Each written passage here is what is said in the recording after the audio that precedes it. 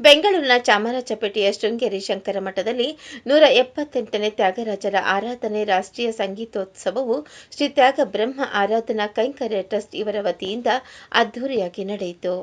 ಈ ಶಾಸ್ತ್ರೀಯ ಸಂಗೀತ ಸಂಭ್ರಮದಲ್ಲಿ ಕರ್ನಾಟಕ ಮತ್ತು ಇತರ ರಾಜ್ಯಗಳಿಂದ 1000ಕ್ಕೂ ಹೆಚ್ಚು ಪ್ರಸಿದ್ಧ ಶಾಸ್ತ್ರೀಯ ಸಂಗೀತಗಾರರು ಪಾಲ್ಗೊಂಡಿದ್ದು, ಕಾರ್ಯಕ್ರಮದ ಮೊದಲಿಗೆ ಪಂಚರತ್ನ ಕೃತಿಗೋಷ್ಠಿ ಗಾಯನ, ನಂತರ ಹಲವಾರು ಸಂಗೀತ ವಿದ್ವಾಂಸರು ತಮ್ಮ ಭಾವಪೂರ್ಣ ಹಾಡುಗಾರಿಕೆಯ ಮೂಲಕ ಸಂತ ತ್ಯಾಗರಾಜ ಸ್ವಾಮಿಗಳಿಗೆ ನಮನ ಸಲ್ಲಿಸಿದರು.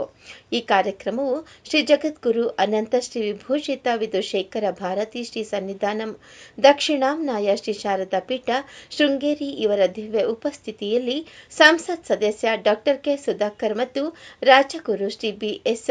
ದ್ವಾರಕನಾಥ ಗುರೂಜಿ ಭಾಗವಹಿಸಿ ಈ ಕುರಿತು ಮಾಧ್ಯಮಕ್ಕೆ ತಮ್ಮ ಪ್ರತಿಕ್ರಿಯೆಯನ್ನು ವ್ಯಕ್ತಪಡಿಸಿದರು. ನಮಸ್ಸತಾಂ ಶರಣ್ಯಾಯ ಜಗನ್ಮಂಗಳಮೂರ್ತಯೇ ಸೀತಾಕಾಂತಾಯ ರಾಮಾಯ ಪವಿತ್ರಾದ್ಭುತಕೀರ್ತಯೇ ಶ್ರುತಿಸ್ಮೃತಿಪುರಾಣಾನಾಂ ಆಲಯಂ ಕರುಣಾಲಯಂ ನಮಾಮಿ ಭಗವತ್ಪಾದಶಂಕರಂ ಲೋಕಶಂಕರಂ.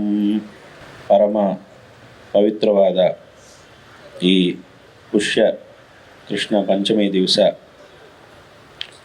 ಈ ಒಂದು ದಿವಸಕ್ಕೆ ಇಂಥ ಒಂದು ಪವಿತ್ರತೆ ಯಾವ ಕಾರಣದಿಂದ ಬಂದಿದೆ ಅಂತಂದರೆ, ಸದ್ಗುರು ತ್ಯಾಗಬ್ರಹ್ಮರ ಆರಾಧನಾ ಮಹೋತ್ಸವ ಇವತ್ತಿನ ದಿವಸ ಅತ್ಯಂತ ವೈಭವೋಪೇತವಾಗಿ ಇವತ್ತು ಹಿಂದೂ ಸಂಪ್ರದಾಯದಲ್ಲಿ, ಹಿಂದೂ ಧರ್ಮದಲ್ಲಿ ಸಾಕ್ಷಾತ್ ಸರಸ್ವತಿ ಸ್ವರೂಪ ಆಗಿರ್ತಕ್ಕಂಥ ಆದಿಶಂಕರಾಚಾರ್ಯರು ಸ್ಥಾಪನೆ ಮಾಡಿರ್ತಕ್ಕಂಥ ಶೃಂಗೇರಿ ಮಠವೂ ಸೇರಿ ಅಂಥ ಒಂದು ಶೃಂಗೇರಿ ಮಠ ಇವತ್ತು ಇಲ್ಲಿ ತ್ಯಾಗರಾಜರ ಆರಾಧನೆಯನ್ನು ಜಗದ್ಗುರು ಶ್ರೀ ಶ್ರೀ ವಿಧುಶೇಖರ ಭಾರತಿ ಸ್ವಾಮೀಜಿಯವರು ಇವತ್ತು ಅವರ ಒಂದು ನೇತೃತ್ವದಲ್ಲಿ ನಡೀತಾ ಇದೆ.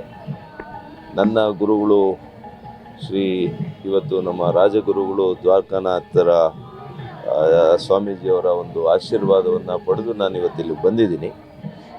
ಇಲ್ಲಿಗೆ ಬಂದು ತ್ಯಾಗರಾಜರ ಕೀರ್ತನೆಯನ್ನು, ತಮಗೆಲ್ಲ ಗೊತ್ತಿದೆ, ತ್ಯಾಗರಾಜರಂದರೆ ಸಂಗೀತ ಬ್ರಹ್ಮರಿದ್ದಂಗೆ.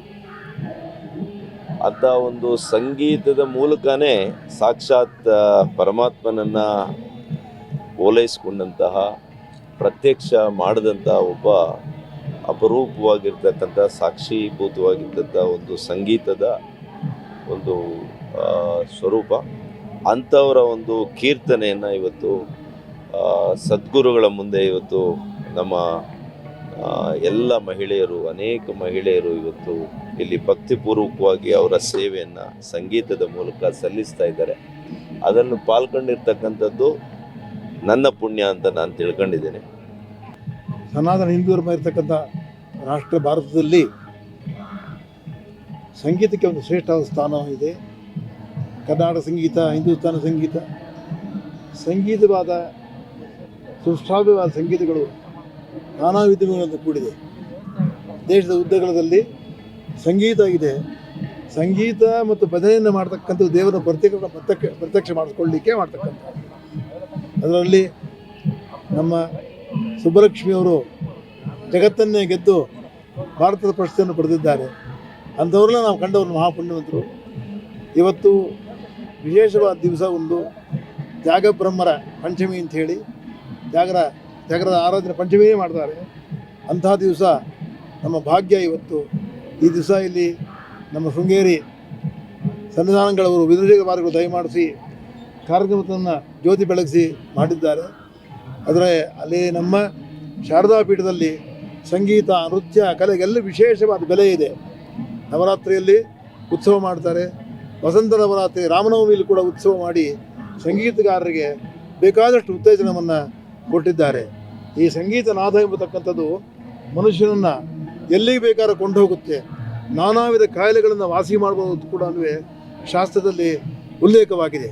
ಅದಕ್ಕೆ ಸಾಮವೇದದಲ್ಲೂ ಇದೆ, ಅದರಲ್ಲಿ ಯಜುರ್ವೇದದಲ್ಲೂ ಇದೆ.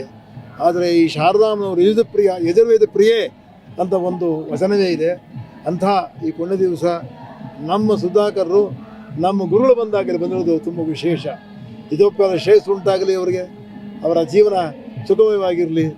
ಬೇಗ ತ್ಯಾಗಬ್ರಹ್ಮರು ಅವರಿಗೆ ಭಾರತ ಸರ್ಕಾರದಲ್ಲಿ ಉನ್ನತ ಸ್ಥಾನವನ್ನು ಕೊಟ್ಟು ಅವರನ್ನು ಆಯುಸ್ಸು ಆರೋಗ್ಯ ಎಲ್ಲ ಕೊಟ್ಟು ಕಾಪಾಡಲಿ ಅಂತ ಹೇಳ್ತಾ, ಈ ಸಂಗೀತನ ಬೆಳೆಸ್ಬೋದು, ಬೆಳೆಸಿ ಉಳಿಸೋದು ರಾಷ್ಟ್ರವನ್ನು ರಾಜ್ಯವನ್ನು ಆಳ್ತಕ್ಕಂಥವ್ರ ರಾಜಕಾರಣದ ಮೂಲ ಕರ್ತವ್ಯವಾಗಲಿ.